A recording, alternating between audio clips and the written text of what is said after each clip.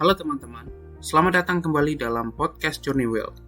Pada kesempatan kali ini, saya akan membicarakan satu topik yang cukup besar, yang sesuai dengan judul dalam podcast ini, yaitu mengenai perekonomian negara Indonesia selama satu semester pada tahun 2024. Sebelum lanjut, pastikan teman-teman untuk menekan tombol like, share, dan subscribe agar dapat menikmati konten-konten menarik seputar dunia keuangan. Selamat mendengarkan. Untuk podcast kali ini, saya akan membicarakan 3 hal, yaitu mengenai pertama adalah problematika kemiskinan dan ketimpangan yang tak kunjung usai. Yang kedua adalah mengenai daya beli masyarakat menurun, dan yang ketiga adalah mengatasi krisis daya beli. 3 hal ini merupakan pokok utama dari podcast kali ini.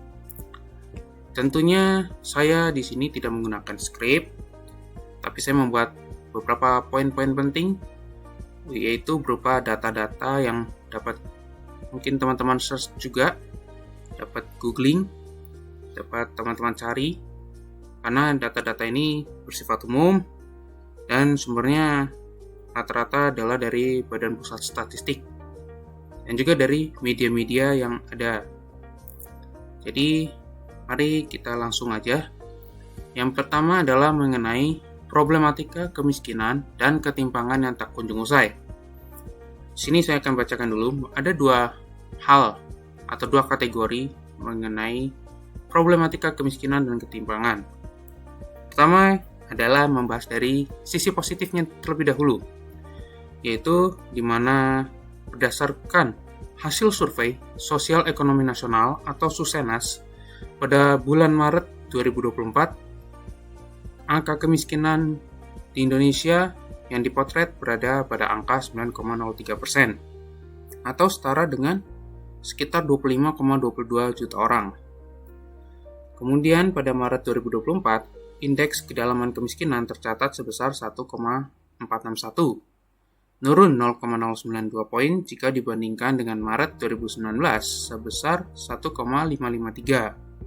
Sedangkan indeks keparahan kemiskinan juga tercatat turun sebesar 0,027 poin dari 0,374 pada Maret 2019 menjadi 0,347 pada Maret 2024. Dari sisi ketimpangan berdasarkan pengeluaran penduduk dengan menggunakan nilai rasio Gini juga menunjukkan sinyal positif, yaitu sebesar 0,347. Jika sebelumnya angka rasio Gini belum menunjukkan perbaikan beberapa tahun terakhir akibat pandemi. Kemudian masuk ke sisi negatifnya, yang dimana angka ketimpangan sudah lebih baik jika dibandingkan kondisi sebelum pandemi, yang dimana Gini rasio pada Maret 2019 tercatat sebesar 0,382, sementara angka pada Maret 2023 masih berada di atas angka Maret 2019, yaitu sebesar 0,388. Kemudian angka kemiskinan perkotaan pada tahun 2024 adalah sebesar 7,09%. Angka ini masih lebih tinggi dibandingkan angka sebelum pandemi sebesar 6,69% pada Maret 2019. Kondisi ini sedikit berbeda jika dilihat di daerah pedesaan. Angka kemiskinan pedesaan pada 2024 sebesar 11,79%. Sudah lebih baik jika dibandingkan dengan kondisi sebelum pandemi sebesar 12,85% pada Maret 2019. Pada periode 2019 sampai 2024, angka persentase penduduk miskin mengalami penurunan sebesar 0,38% poin, di mana penurunan angka ini melambat hampir 5 kali lipat dibandingkan periode 2014 sampai 2019, mana saat itu kemiskinan mampu turun 1,84% poin. Demikian juga dengan angka indeks kedalaman kemiskinan.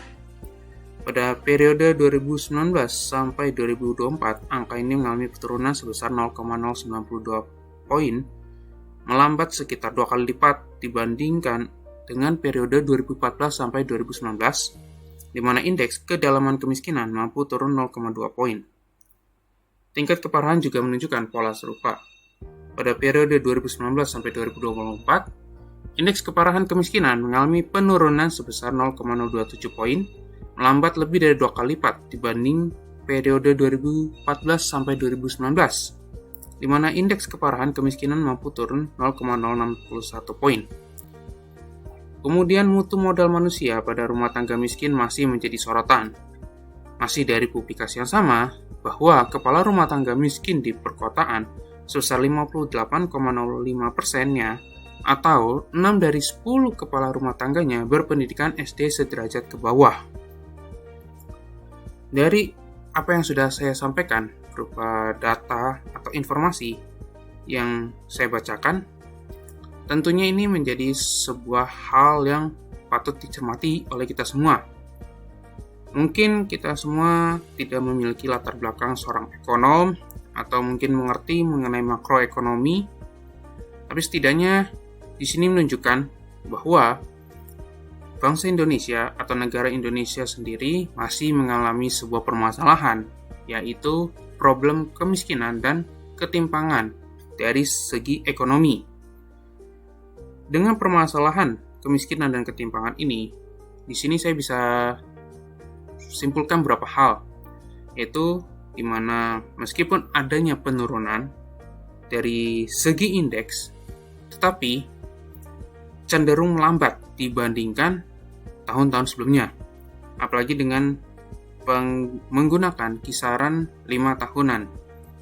Jadi dari 2014 sampai 2019, tingkat penurunan ini itu lebih cepat dibandingkan dari 2019 sampai 2024. Ini juga membuat apa yang bisa dikatakan sebagai sebuah hal yang patut dicermati, mungkin sebuah ironi, karena bisa dikatakan bahwa ada beberapa hal mungkin dari program-program pemerintah yang tidak begitu efektif untuk bisa menurunkan angka kemiskinan. Ini secara statistik. Tentunya kalau misalnya kita berkaca secara pengalaman kita sehari-hari, ini teman-teman bisa merasakan bagaimana dengan kebutuhan yang semakin mahal, mulai dari makanan pokok, kemudian tempat tinggal, lalu juga mengenai pendidikan, dan hal-hal lainnya, itu cenderung lebih mahal. Dan ini bisa membuat daya beli masyarakat semakin menurun. Tentunya teman-teman bisa merasakan sendiri. Mungkin ketika misalnya belanja di pasar, atau mungkin juga sedang ke warung atau restoran, atau mungkin coba untuk bepergian, untuk liburan, itu sangat terasa. Dimana harga-harga juga mengalami kenaikan, dan tentunya ini bisa membuat perekonomian semakin melambat. Apalagi di era saat ini, di mana suku bunga tinggi, kemudian nilai tukar mata uang rupiah menurun, melemah, dan tentunya ini menjadi sebuah simbol di mana kita harus mempersiapkan, harus semakin menambah lagi literasi keuangan kita, semakin meningkatkan pengetahuan soal keuangan, soal finansial kita. Tentunya bukan untuk sekedar mencari keuntungan, tapi lebih kepada bagaimana untuk melindungi diri kita dari hal-hal yang mungkin bisa terjadi di masa mendatang. Mungkin kita tidak pernah tahu apakah akan terjadi krisis atau tidak. Tentunya perlu untuk mempersiapkan, mungkin dengan adanya dana darurat, atau mempersiapkan dana pensiun, atau membeli asuransi. Intinya tentu perlu semakin memperdalam dan meningkatkan pemahaman mengenai literasi keuangan. Kemudian kita lanjutkan ke hal kedua, yaitu mengenai daya beli masyarakat menurun. Di mana dari pelaksana tugas Sekretaris Utama Badan Pusat Statistik, yaitu Bapak Imam Mahdi, mengatakan pada Juni 2024 terjadi deflasi sebesar 0,08% secara M2M atau month to month. Deflasi ini lebih tinggi dibanding bulan sebelumnya, yakni sebesar 0,03%. Dilihat berdasarkan komponennya, pemicu utama deflasi berasal dari komponen komoditas pangan yang bergejolak. tercatat komponen ini memberikan andil deflasi sebesar 0,98% pada bulan Juni lalu. Ini lebih tinggi dari bulan sebelumnya sebesar 0,69%. Adapun komponen harga bergejolak kerap kali dikaitkan dengan daya beli masyarakat. Misalnya, pergerakan indeks pada komponen ini salah satunya dipicu oleh permintaan masyarakat. Tercatat pada bulan Juni lalu masih terjadi inflasi sebesar 2,51% secara tahunan, lebih rendah dari bulan sebelumnya sebesar 2,84%. Mungkin teman-teman ada yang belum mengetahui apa itu deflasi. Jadi singkatnya, deflasi itu adalah terjadinya penurunan harga secara terus-menerus dalam satu periode. Jadi berdasarkan data yang saya bacakan, berarti selama bulan Juni terjadi penurunan harga yang dipicu oleh komoditas pangan. Nah, komoditas pangan ini berupa makanan pokok seperti beras, jagung, kemudian sayur-sayuran, dan sebagainya. Nah, tentunya mungkin ini bisa dikatakan sebuah hal yang bagus. Ini berdasarkan opini pribadi saya. Jadi, memang dengan adanya deflasi ini terlihat membantu dari sisi masyarakat. Dalam arti, dengan kondisi yang cukup sulit, seperti saat ini dengan perlambatan ekonomi, mana rasanya harga-harga semakin mahal, dengan deflasi, tentunya harga-harga bisa diturunkan. Dengan harga-harga yang menurun ini diharapkan bisa untuk menstabilkan kembali berbagai komoditas yang dibutuhkan. Biasanya itu berupa kebutuhan pokok, lalu baru kemudian hal-hal lainnya yang lebih bersifat secondary atau tertiary. Nah, walaupun memang terjadi penurunan atau deflasi, tapi yang perlu diperhatikan adalah sebuah hal, yaitu inflasi. Kalau misalnya dihitung secara tahunan, masih terjadi inflasi sebesar 2,51%, lebih rendah dari bulan sebelumnya, sebesar 2,84%. Jadi di bulan Juni ada inflasi sebesar 2,51% dibandingkan bulan Mei 2,84%. Ini basisnya adalah year to year atau tahun per tahun. Nah, artinya apa? Artinya secara statistik masih terjadi inflasi yang tentunya terkendali karena suku bunga yang cukup tinggi sudah pasti menekan inflasi. Tapi akibatnya adalah perekonomian menjadi melambat dan tentunya daya beli masyarakat menurun. Pada secara teorinya, ketika suku bunga tinggi, berarti ketika seseorang mau meminjam uang, tentu akan dikenakan bunga yang tinggi. Akhirnya jadinya memutuskan untuk tidak meminjam uang. Lalu kemudian secara teorinya juga dengan kondisi yang cukup mahal, tentunya akan menghentikan pembelanjaan. Dengan berhentinya belanja, diharapkan harga-harga turun. Jadi secara hukum supply and demand, ketika demand-nya menurun, maka harganya juga ikut turun. Dengan asumsinya supply bersifat tetap. Nah, secara umum ini bisa saya simpulkan bahwa sebenarnya tidak begitu terlihat dari segi statistik bahwa daya beli masyarakat itu turun. Hanya saja, memang kalau misalnya secara praktik, mungkin kalau misalnya teman-teman perhatikan di toko-toko, di pasar, atau di pusat perbelanjaan seperti mall, dan lain-lain, mungkin cukup terlihat adanya penurunan. Mungkin jumlah pengunjung yang datang tidak seramai yang dulu, lalu kemudian ditambah dengan persaingan-persaingan seperti saat ini, atau mungkin ada faktor-faktor lain, mungkin seperti judi online. Ya tentunya hal-hal yang bersifat makro tidak semua orang bisa memahami hal itu, termasuk juga saya. Jadi tidak bisa menyimpulkan hal itu menjadi satu faktor penyebab terjadinya pelemahan atau perlambatan ekonomi di Indonesia. Kemudian masuk ke hal yang ketiga, yaitu mengatasi krisis daya beli. Di mana pertumbuhan ekonomi rata-rata 5% beberapa tahun terakhir tak mampu mengangkat pendapatan kelompok ekonomi bawah. Kenaikan harga berbagai kebutuhan pokok khususnya pangan membuat konsumsi rumah tangga terus tertekan. Daya beli masyarakat terpuruk di tengah pendapatan yang stagnan. Dalam jangka pendek, kebijakan pengendalian inflasi yang dibarengi gelontoran program perlindungan sosial mungkin mampu menjadi bantalan sementara masyarakat dari tekanan daya beli. Namun jangka panjang, peningkatan daya beli dan pertumbuhan konsumsi yang berkelanjutan hanya bisa terjadi jika pendapatan juga terus meningkat. Anggaran perlindungan sosial yang terus membengkak dari tahun ke tahun, sementara angka kemiskinan tak signifikan mengalami penurunan, menunjukkan program ini bukan jawaban tuntas untuk bisa mengentaskan kelompok miskin dari garis kemiskinan secara permanen.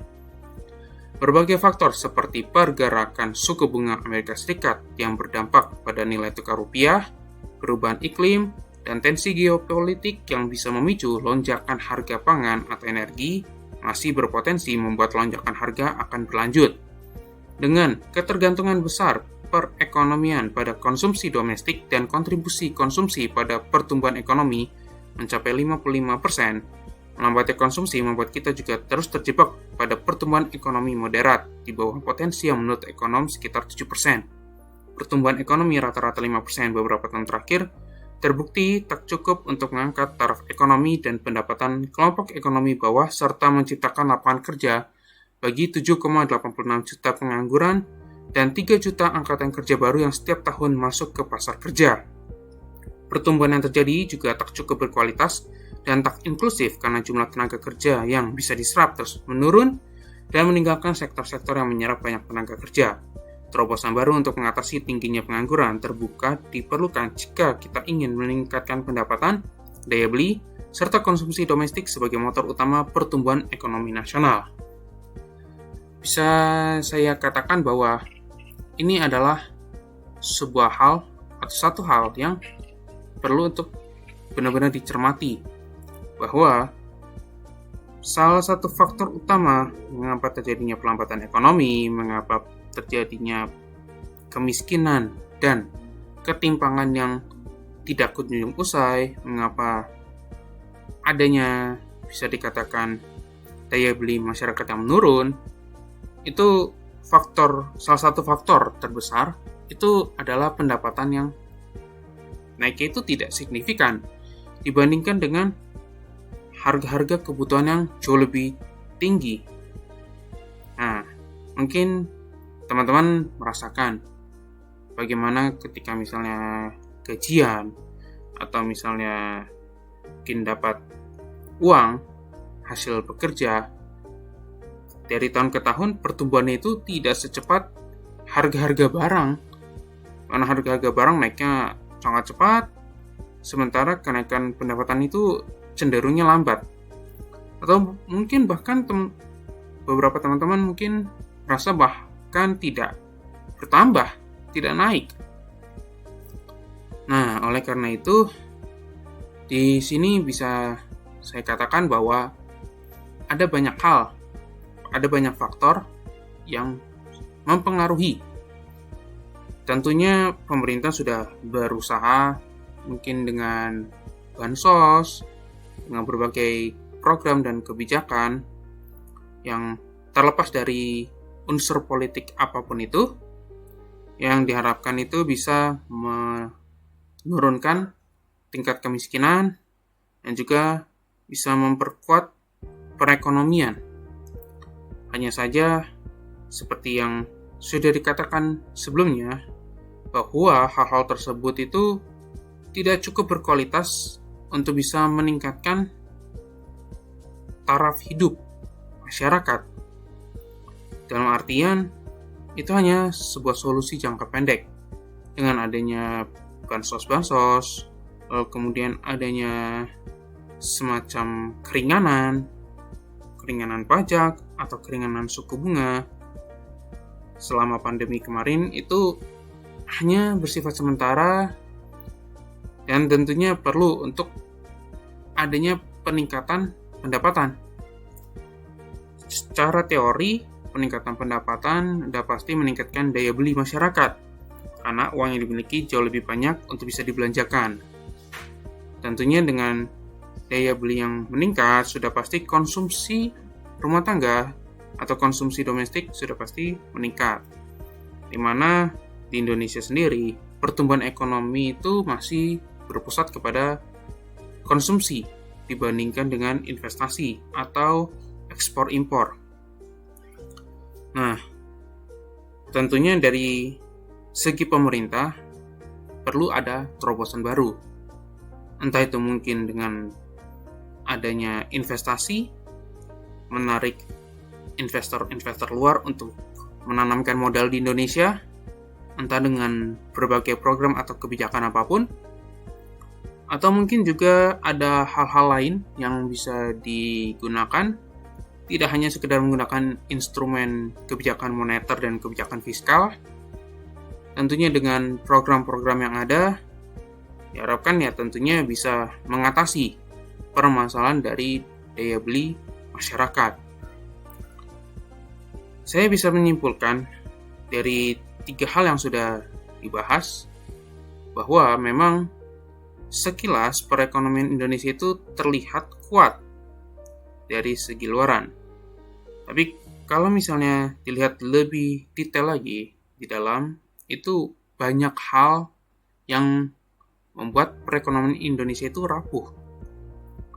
Dengan daya beli yang menurun, dengan tingkat kemiskinan dan ketimpangan yang masih cukup besar, lalu kemudian adanya krisis daya beli, dengan pendapatan yang minim dibandingkan dengan kenaikan harga yang jauh lebih tinggi, lalu kemudian adanya deflasi juga tidak terlalu banyak membantu dari segi daya beli masyarakat.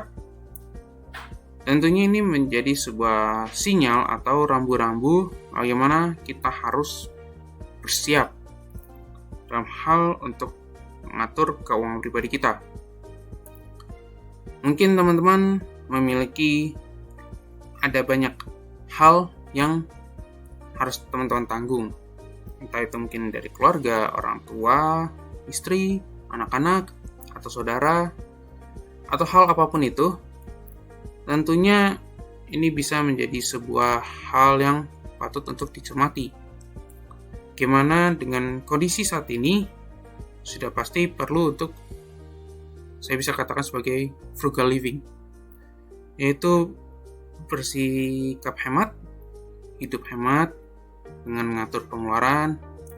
Mungkin tidak semua orang bisa dari tahap itu. Setidaknya bisa mengurangi pengeluaran-pengeluaran yang tidak penting, lebih berfokus kepada bagaimana untuk menggunakan anggaran atau mengatur pengeluaran sehingga bisa menjadi lebih baik untuk bisa mempertahankan keuangan teman-teman.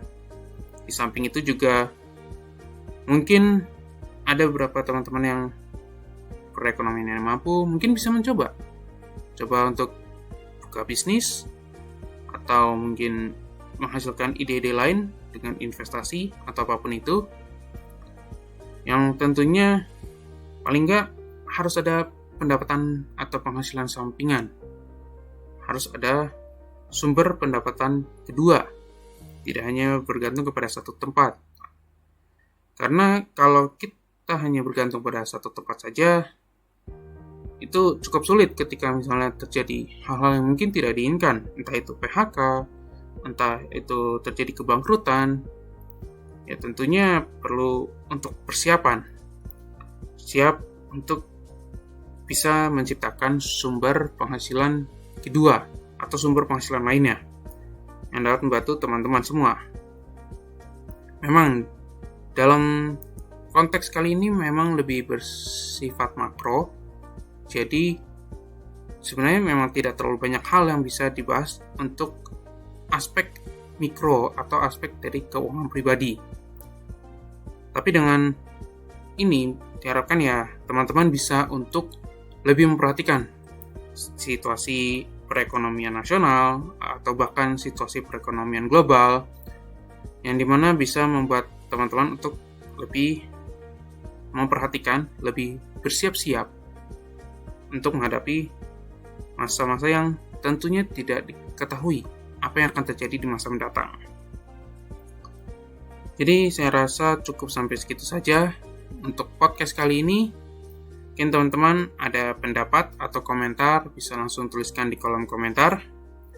Dan juga saya akan mencantumkan juga sumber dari 3 hal ini yang saya bacakan. Dan teman-teman sudah dengar, saya akan tulis sumbernya juga di kolom deskripsi. Terima kasih telah mendengarkan sampai selesai. Pastikan teman-teman untuk tetap mengikuti channel podcast Journey Wealth. Dan sampai jumpa lagi di konten-konten berikutnya.